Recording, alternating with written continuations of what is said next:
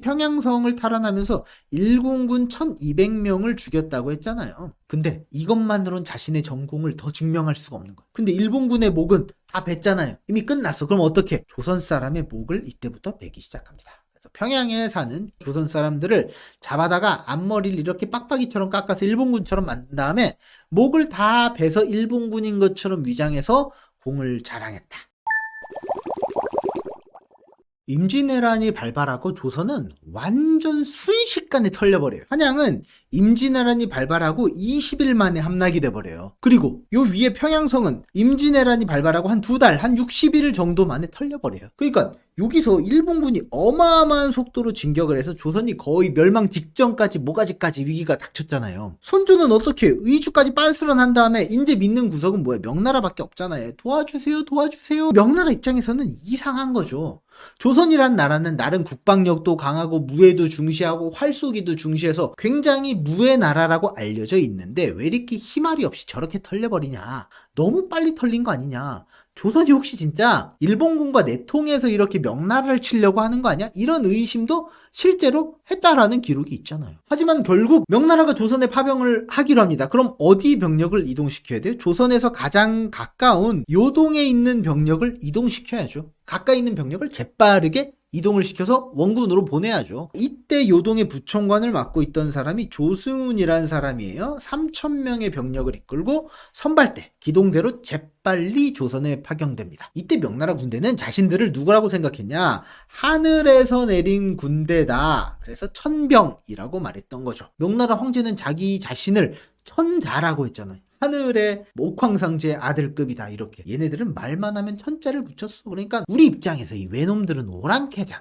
얘네들이 어떻게 감히 우리 천병을 상대. 어림도 없지. 겁나 코웃음 치면서 거만하게 진격을 한 거예요. 이렇게 평양성 탈환 작전이 진행됩니다. 자, 근데 문제는 뭐예요? 조승훈의 명나라 군대가 평양성에서 참패당하고 맙니다. 그리고 완전 대판 깨지고 다시 명나라로 빤스런하고 말아요. 자기가 졌으니까 쪽팔리잖아. 그거 사실상 말하면 너무 자존심 상하니까 핑계를 대는 거예요. 막 조선이 일본군과 내통하는 바람에 우리가 패배했습니다라고 변명을 주저리 늘어놓는데 먹히질 않는 거죠. 이유가 어떠했든지 간에 명나라 입장에서는 어때요? 일본군이 오랑캐고 별거 아닌 줄 알았는데 강하다. 게다가 일본군이 그냥 강한 게 아니라 굉장히 강하다. 그래서 명나라 조정은 충격에 휩싸입니다. 그러면 이렇게 강한 일본군이 평양까지 2달밖에 안 되는 시간 동안에 털었잖아. 일본군이 의주를 건너서 명나라 요동이 전쟁터가 되는 것은 순식간이다. 라고 완전 발등에 불이 떨어진 거예요. 그래서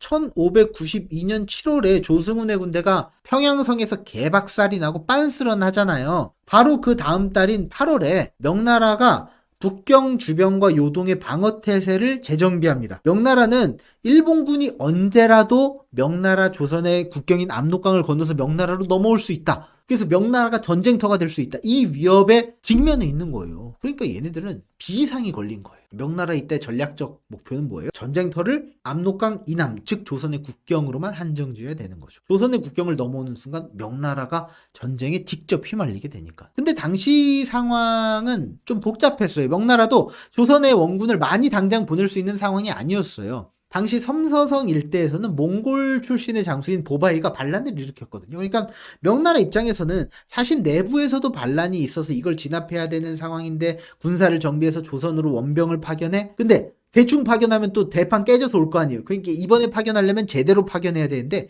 제대로 파견할 만한 상황적 배경이 제대로 되지 않았다. 그리고 명나라 입장에선 더 결정적인 문제가 있었어요. 바로 명나라 군대가 일본군과 정면으로 맞짱을 떠보고 일본군의 편제를 파악한 거예요. 당시 일본군은 보병, 조총 부대가 중심이 되는데 명나라군은 기병을 중심으로 파병을 한 거죠. 명나라가 당시 요동에 있는 군대를 조선으로 파병을 했잖아요. 이 요동의 군대는 기병 중심이죠. 왜? 당시 요동에 있는 군대는 여기 여진족을 견제하기 위한 목표가 주된 목표였잖아요. 여진족은 유목민족, 기마병이 중심이죠. 당연히 그러니까 기마병 대 기마병으로 싸우기 위해서 기병을 중심으로 한 요동 지역의 군대를 주둔시키고 있었던 거죠. 근데 이런 기병 중심의 군대가 조총 중심의 보병 부대와 싸워보니까 완전 박살이 난 거예요. 신립장군도 마찬가지였죠. 조총 부대를 상대로 기병을 중심으로 싸우다가 완전 개박살이 났죠. 명나라 부대도 마찬가지였던 거예요. 그래서 명나라가 느낀 게 있죠. 아, 기병만으로 원군을 편성해서 보내면 많이 보내도 똑같겠구나. 얘 조총 부대를 상대할 수가 없겠구나. 화력에서 밀리기 때문에 우리도 화력전으로 전개해야 된다. 그래서 화력을 전개할 수 있는 부대를 보내야 되는데 포병과 화기수들로 구성된 화기 부대가 있었거든요. 주로 근데 복건, 절강 이런 남방 지역에 있었어요. 얘네들을 남병이라고 불렀거든요. 근데 이 남병을 쭉 돌아서 요동을 지나서 조선으로 파병하려면 거리가 너무 멀잖아. 그렇다고 요 기병 중심인 북병만으로 상대하는 그거는 불가능해. 그러니까 명나라가 여기서 딜레마에 빠지는 거예요. 일본군이 파죽지세로 조선을 쳐들어와서 쭉 진격을 하고 있는 상황이고 곧 요동까지 넘어오는데 남병이 남쪽에서 올라갈 수 있는 시간을 벌어줘야 되는 거예요. 이때 명나라의 병부상서, 지금의 국방부 장관격인 석성이라는 사람이 남병이 북상할 때까지 일본군을 잡아두고 시간을 버는 것이 최선이라고 판단을 합니다. 그리고 심유경에게 유격장군의 직함을 줘서 조선으로 긴급 투입을 하게 됩니다. 일본군을 묶어두는 게 심유경의 주 목적인 거예요. 일단 심유경은 1592년 8월 17일에 선조를 만나서 허풍을 들어놓습니다. 황상께서 조선을 가르키어 서 70만 대군을 보낼 것이다. 그러니까 조선은 아무것도 걱정하지 마라. 조선이 글만 읽고 예의만 중시하지 병법을 몰라서 이렇게 형편없이 깨졌는데 우리 명나라 천병들은 그렇지 않아. 네, 직접 평양성으로 들어가서 일본군을 염탐해야겠다 라고 주장합니다. 조선은 심유경이 와서 뭐라고 말하는지 다 감사해요. 그렇기 때문에 야, 싸워서 지금 평양성을 탈환해야지 왜 일본군을 만나 이렇게 따질 여유조차 없었던 거죠. 그래서 심유경이 1592년 9월 1일에 평양에서 고니시 유키나가와 직접 만나서 회담을 합니다. 심유경은 고니시에게 말하죠. 야, 너네 병력을 물려. 고니시는 조선은 지금까지 완전 쪽밥이었는데 명나라 사시는 좀 부담돼요. 함부로 막 대할 수는 없어요. 명나라가 선봉대는 우리가 개박살을 냈는데 이제 본대가 오면 어느 정도 규모가 되고 어떻게 대처할 것인지 상대방의 의중을 좀 떠봐야 되잖아요. 그래서 핑계를 냅니다. 사실 우리 일본이 너네 명나라에게 사신을 보내서 조공을 바치려고 했다. 근데 이 조선이란 나라가 중간에서 회방을 놨다. 그래서 일본 입장에서는 조선을 먼저 칠 수밖에 없었다. 그러니까 조선 때문이다. 이 벌어진 전쟁이 이렇게 티격태격하면서 간을 엄청나게 보면서 치열하게 협상을 진행합니다. 그리고 내린 결론은 50일 동안 휴전을 하자. 심유경 입장에선 뭐예요? 일본군을 평양에 무조건 묶어두는 것이 중요하잖아요. 고니시 입장에서는요. 평양에서 이 시간을 재정비할 여유가 필요했던 거예요. 명나라 사자 심유경이 왔잖아요. 명나라 참전이 본격적으로 예상되는 시기에 고니시 유키나가가 함부로 움직이기 쉽지 않았다.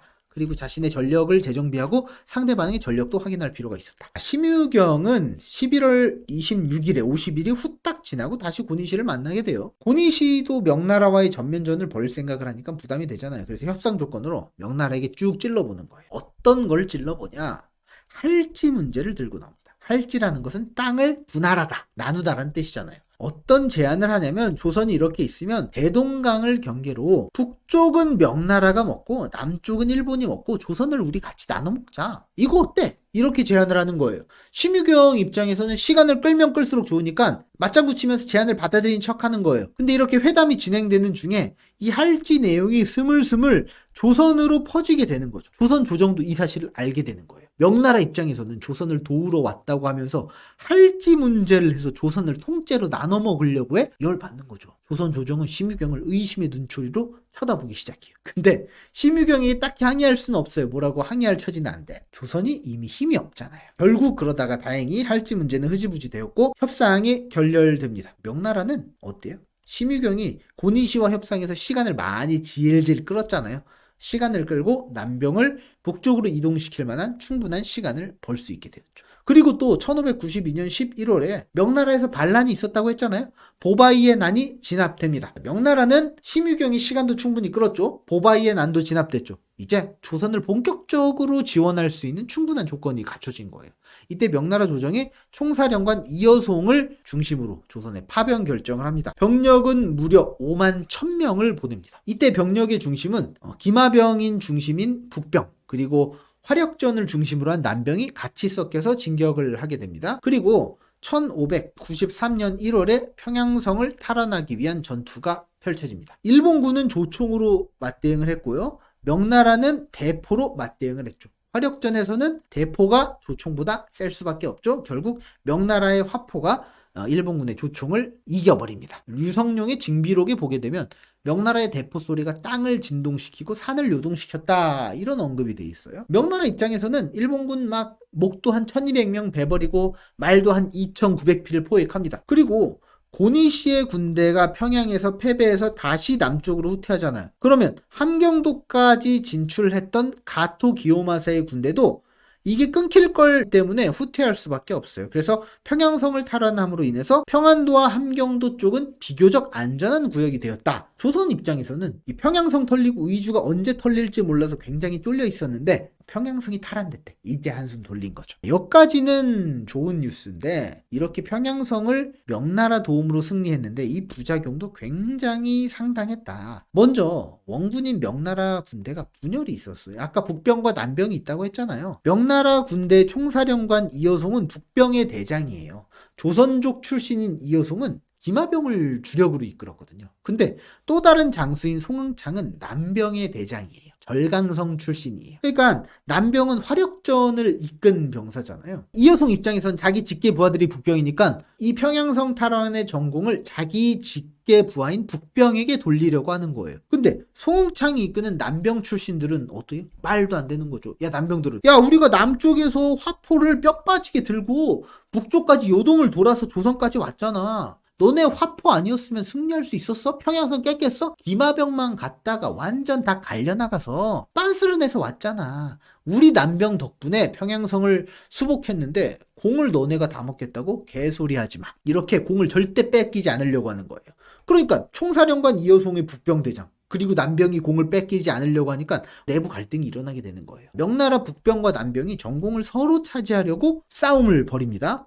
근데 질문이 생길 수 있죠. 이 전공이라는 걸 어떻게 확인할까? 뭔가 객관적인 자료가 있어야 전공을 확인할 거 아니에요. 이 당시 전공은 수급, 즉 적의 머리를 벤 숫자로 알 수 있는 거예요. 당시 평양성을 탈환하면서 일본군 1200명을 죽였다고 했잖아요. 굉장히 좋은 전과죠. 근데 이것만으론 자신의 전공을 더 증명할 수가 없는 거예요. 그래서 전공을 더 증명하고 치열하게 전공을 경쟁하는 상황에서 이 수급, 목이 더 필요한 거예요. 근데 일본군의 목은 다 뱄잖아요. 이미 끝났어. 그럼 어떻게? 조선 사람의 목을 이때부터 베기 시작합니다.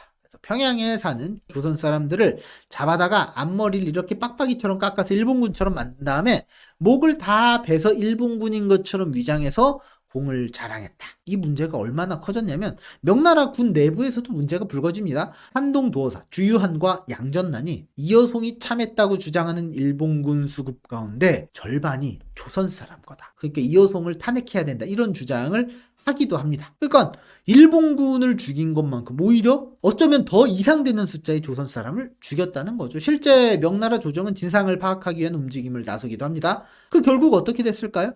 진상 조사를 했지만 흐지부지 되고 말아요. 왜냐면 그 당시 가장 큰 피해자는 조선이잖아요. 조선 사람. 근데 피해 당사자 조선이 아무 말 찍소리도 못했던 거예요. 명나라 원군이 아니었으면 평양성 탈환은 고사하고 이주까지 함락될 뻔했잖아요. 그러니까 찍소리 못하는 거죠. 조선에서는 이미 이여송이란 사람이 완전 슈퍼 히어로인 거예요. 이여송이 살아있는데도 사당을 지어서 배양해야 된다, 이런 주장까지 나오고 있었으니까 결국 조선 사람들이 엄청나게 죽은 진상규명은 흐지부지 되고 맙니다. 약소국 조선의 백성들이 어느 쪽으로도 보호받지 못했고 억울한 죽음을 맞게 되었죠.